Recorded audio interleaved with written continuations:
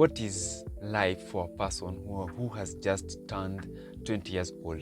So here in Kenya, most of us turns 20 years old after finishing high school. So for me, let me start by sharing my experience, and then I will try to apply to anyone who is turning 20 to see if there is a relation between people who are turning 20, if they have something similar, if they experience anything that is similar on that specific age. So for me, after I finished high school, I was 19 years old. I stayed home for 1 year, which made me my 19 years of age to be like not doing anything. It is just a break from high school, and I was preparing to join for a college. During this moment when I was 19, this is the moment where now you have the freedom. The first time you have the freedom from education, because you're not going to revise for college education because you don't know what people are going to learn there when you join the college. So for me, I joined some colleges huku nje, kawaida ya Kenya.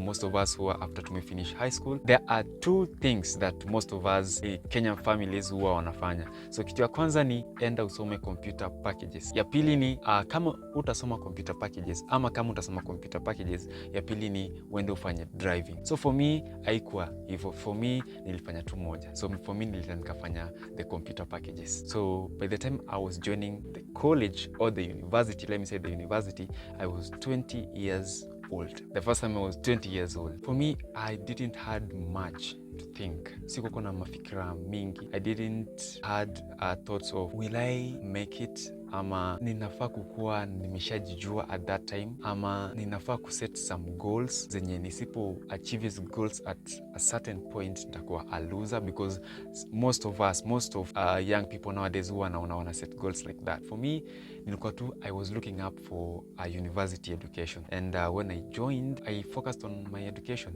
I didn't had that thoughts of maybe getting into a relationship, because for me, I'm always a focused student, but I had so many friendship relationships, but not love interest, like love interest relationship, like getting a girlfriend or so, because also I come from a background whereby hauna ile pocket money, like unapata pocket money na kusustain baka unaweza spoil the other person, because other than spoiling each other hakuna kitu ingine wase huwa wanafanya uni. But that was the first time I started thinking I need to be a responsible adult. This is the first time whereby you are away from your parents, because for me nilikuwa na stay hostel. So you have that freedom, you can do whatever you want. So it's all about self-control. And I didn't have so much. Sikuwa na worries kadhaa until things started going senege mnegeme, because when I was on my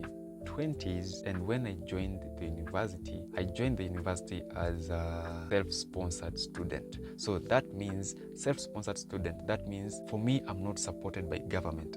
My parents need to pay the school fees by themselves. There's no sponsorship unless I land an opportunity of getting a bursary, which will fund me maybe 4K out of 34,000, which is normally a university fee. So for me, shida ilianza kutokea wakati do ilianza kupotea for funding my course at the university. So hapo ndo my first time, feeling of stress, like really. Most of us, before tufike 20, utapata tu msee, a young person on their 15, 14, 16, anasema, I'm stressed, sijui sitaki hata kuongea na mtu, like niache tu nikae peke yangu, but huwa inakuwaga tu ni wana copy. Maybe kitu wameona on an adult ama on their parents. But for me, hapo nilifeel, you had even those thoughts, those kind of thoughts when nilikuwa hiyo at that situation. Ama hata mimi overthink, ama hata mimi na copy wase wana stress, nataka ni behave hivyo. But for me kwa hivyo, for me nilikaa unafikiria hii ni stress, ina feel ni some kind of stress, and hapo ndo unaanza kuworry, like unarudi home kufanya nini, hakuna form. Most of your friends maybe waliland sponsorship from the government, wanapata help. Maybe wengine hiyo time yenye wewe ulikuwa unasoma chuo, that was after I had some semesters. That's when the fee problem started. So by that time mimi nikiwa chuo, unajua kuna wengine maybe wako kwa wamejoin chuo, so wengine walikuwa kwa huku nje wameshashika vitu, wameingia job, so au wameendelea.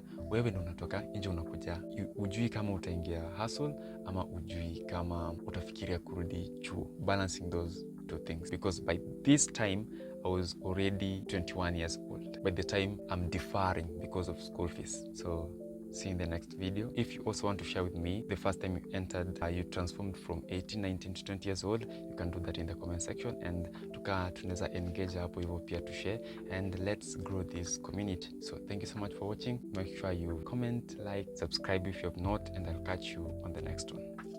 Peace.